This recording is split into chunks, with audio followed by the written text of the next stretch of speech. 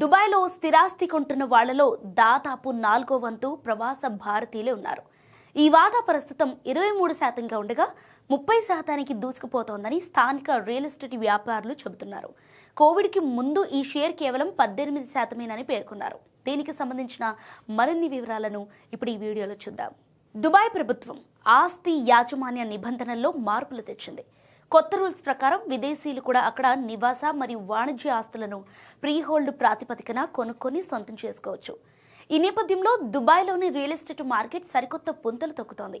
ఆ నగర దేశంలోని ప్రాపర్టీల పట్ల ఎన్ఆర్ఐలు అమిత శక్తి చూపుతున్నారు. సుమారు 4వ వంతు మరియు నాన్ రెసిడెంట్ ఇండియన్సే అక్కడ ఆస్తులను కొనుగోలు చేస్తున్నారు. మన వాళ్ల తర్వాత యూరోపియన్లు 2వ స్థానంలో ఉన్నారు. బ్రిటిషర్లు పెద్ద సంఖ్యలో ఉండటం గమనార్హం. దుబాయ్లోని స్థిరాస్తి వ్యాపారంలో డానుబే గ్రూప్ చెప్పుకోదగ్గ సంస్థగా ఎదిగింది. సో ప్రస్తుతం 4వ స్థానంలో ఇది ఉంది.